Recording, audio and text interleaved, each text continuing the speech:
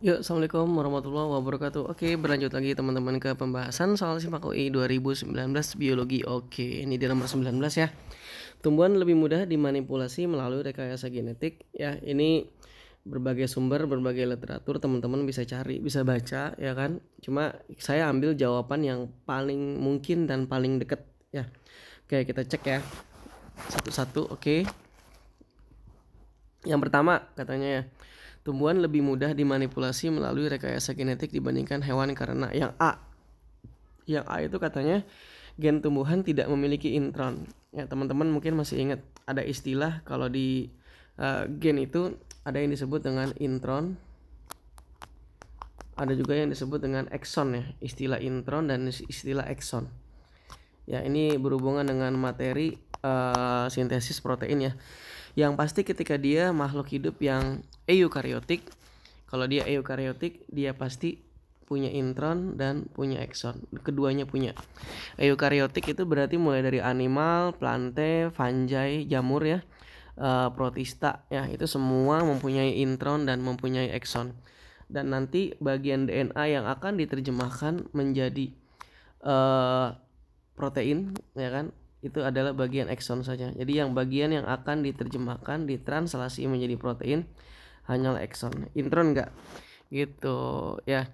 Jadi di bagian DNA kita tuh banyak terdapat intron gitu. Nah, kalau untuk kelompok makhluk hidup yang hanya mempunyai exon, itu kelompok makhluk hidup monera kayak bakteri. Nah, bakteri itu dia hanya punya exon, dia nggak punya intron gitu. Jadi tuh kalau saya bilang intron itu bagian yang menyisip ya, menyisip di DNA kita, dan itu tidak akan dibentuk jadi protein gitu. Intron tidak akan dibentuk menjadi protein, dari kata intercept, menyisip ya.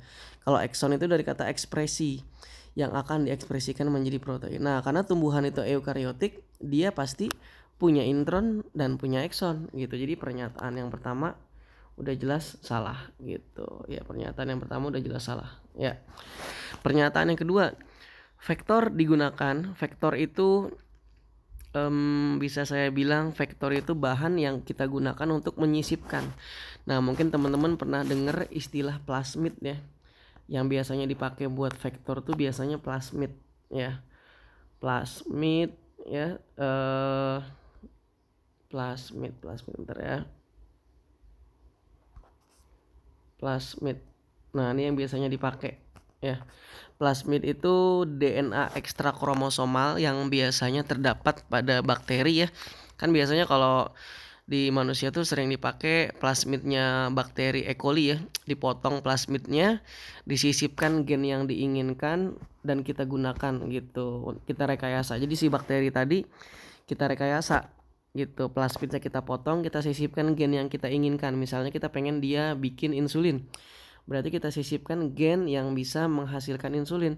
Masukin aja gennya ke plasmid tadi, dan plasmidnya itu taruh di bakteri lagi. Akhirnya bakteri tadi akan memproduksi insulin ya. Biasanya kalau nggak pakai plasmid, bisa juga pakai virus ya.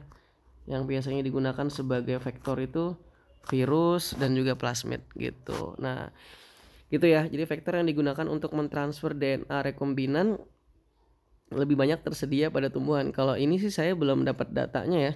Setahu saya untuk tumbuhan dan untuk hewan itu sama-sama banyak, sama-sama deh.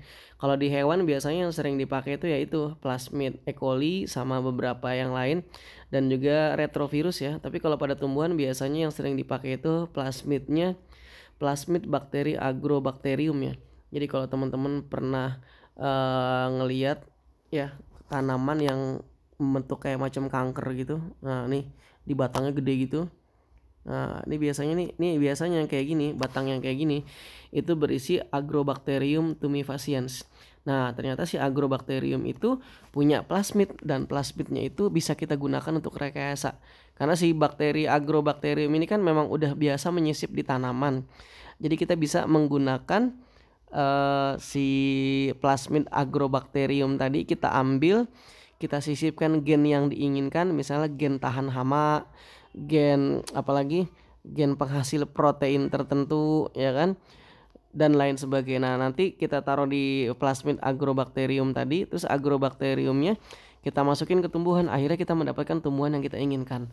Nah, kalau untuk dibilang lebih banyak tersedia pada tumbuhan ini juga kurang tepat, karena setahu saya sih eh, tidak tidak beda-beda banget ya, malah mungkin bisa jadi pada hewan itu lebih banyak gitu. Jadi yang kedua ini juga nggak valid ya datanya. Yang ketiga, sel somatik tumbuhan dapat menghasilkan individu tumbuhan baru. Nah, ini maksudnya apa ya? Kita simpan dulu deh yang C, kita simpan dulu. Yang D, gen dapat diinsersikan, gen dapat dimasukkan ke dalam tanaman melalui mikroinjeksi. Setahu saya sih mikroinjeksi ini biasanya digunakan untuk telur ya. Saya belum pernah tahu sih kalau pada tanaman itu bisa digunakan. Mungkin pada telur tumbuhan kan kecil banget ya. Saya sih nggak kebayang ya. Ini biasanya dilakukan pada hewan ya. Jadi kalau pada hewan itu, kalau kita salah satunya pengen merekayasa hewan, merekayasa si hewan itu biasanya bisa dengan cara kita menyuntikkan gen ke dalam ovum si hewan. Itu namanya mikroinjeksi gitu. Kayaknya untuk tumbuhan sih mungkin kalau teman-teman dapat data, dapat studi literatur yang ngebahas ini, bisa ya ditulis di komen. Tapi yang saya tahu ini biasanya dilakukan pada tumbuhan. Pada hewan, sorry. Jadi menyuntikkan gen asing pada ovum. Pada ovum ya. Pada ovum disuntikan gen asing. Tapi kalau pada tumbuhan kayaknya belum gitu. Nah, biasanya kalau pada tumbuhan ya tadi pakai plasmid, pakai gen gun ya, gen gun itu kita menembakkan gen ke dalam sel tumbuhan, langsung ditembak ke nukleusnya.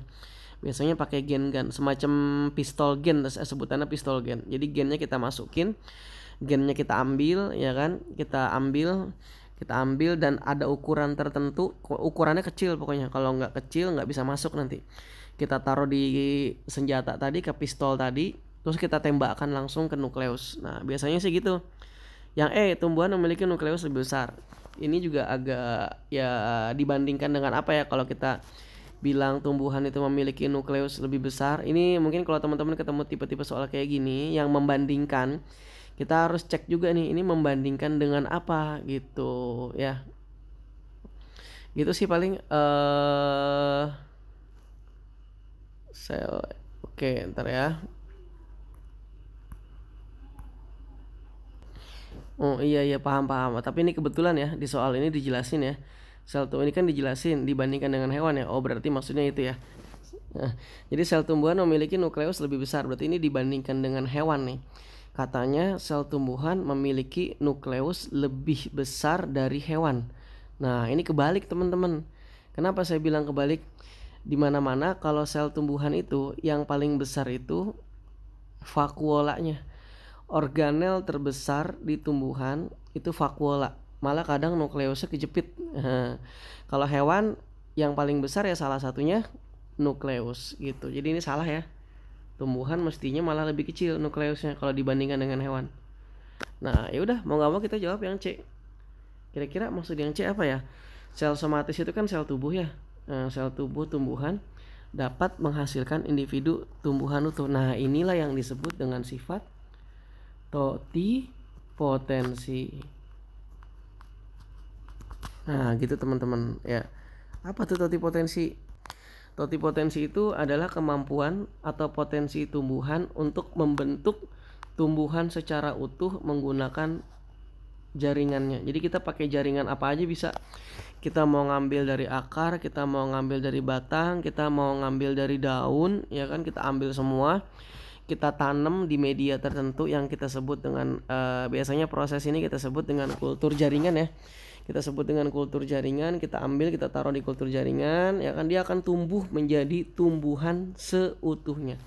Itulah keistimewaan pada tumbuhan. Dimanapun kita ambil jaringannya itu bisa kita rekayasa gitu. Biasanya teknik-teknik rekayasa genetik pada tumbuhan umumnya itu pakai kultur jaringan. Jadi setelah ditanam di media agar, berikutnya nanti dia kan akan tumbuh tuh menjadi jaringan yang belum berdiferensiasi. Mungkin teman-teman masih ingat namanya kalus ya kan. Nah biasanya di tahapan kalus itulah nanti direkayasa, disisipkan gen asing lah ya kan, dan seterusnya. Mungkin saya jelasin sekilas ya. Oke bentar ya. Nah biasanya gini nih teman-teman, jadi kalau kultur jaringan itu biasanya gini. Biasanya diambil ya, ditanam explant. Nah ditanam explant dulu. Oke, sorry, biasanya yang ditanam itu explant. Explant itu bahan yang mau ditanam ya. Nah ini dia, kita ditaruh di cawan petri ya kan, ini udah berisi agar-agar ya kan, nanti explantnya ditanam. Nah explantnya misalnya daun kecil-kecil ya, kecil-kecil ya. Nah nih, kalau berhasil explant ini akan tumbuh menjadi jaringan yang belum berdiferensiasi. Nah kita nyebutnya kalus ya tuh. Nah kalus ini nanti akan memunculkan akar batang daun gitu, biasanya gitu. Kalus ini akan memunculkan akar batang daun ya kan.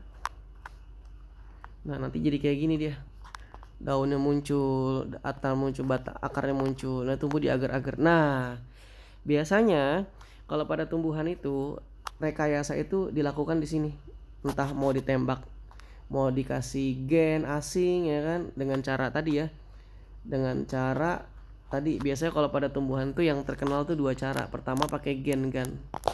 Gen gun itu ditembak gitu. Gen yang pengen disisipkan ditaruh di pistol, pistolnya ditembakin ke kalus. Yang kedua bisa juga dengan cara plasmid ya, di apa namanya, diinfeksikan dengan agrobakterium. Bakteri namanya agrobakterium. Nah, agrobakterium yang sudah disisipkan gen asing gitu. Jadi agrobakterium ini berfungsi sebagai vektor ya kan, sudah disisipkan gen asing yang kita inginkan, terus nanti dimasukin ke sini. Nah gitu, dan hasilnya kalau pakai kultur jaringan ini, semua tumbuhan yang nanti tumbuh ini yang ada di sini nih, semua akan memperlihatkan sifat yang sudah disisipkan gen asing tadi. Jadi semuanya tuh. Nah itulah makanya kalau pada tumbuhan tuh seperti itu. Kalau pada hewan sulit. Kenapa? Kalau pada hewan itu tidak totipotensi gitu ya kan. Pertumbuhannya juga agak lambat, kemungkinan keberhasilan rekayasanya juga lebih kecil. Kalau pada tumbuhan tuh lebih besar gitu. Salah satunya karena sifat totipotensi ini yang sangat mempermudah untuk proses rekayasa. Karena kalau kita udah sisipkan ini ke kalus aja nih, ini maka semua tumbuhan yang tumbuh dari kalus ini dia akan memperlihatkan sifat gen asing tadi. Beda dengan hewan gitu. Ya kemungkinan berhasilnya kan juga lebih besar kalau pada tumbuhan, karena prosesnya lebih mudah karena sifat-sifat dari si tumbuhan tadi. Oke, mungkin itu ya. Jadi mungkin jawaban yang lebih tepat dari soal tadi adalah ya, yang paling tepat yang C ya, dapat menghasilkan individu tumbuhan utuh. Jadi satu tumbuhan itu akan memperlihatkan sifat asing tadi semua gitu ya. Oke, mungkin itu. Semoga bermanfaat. Yuk, assalamualaikum.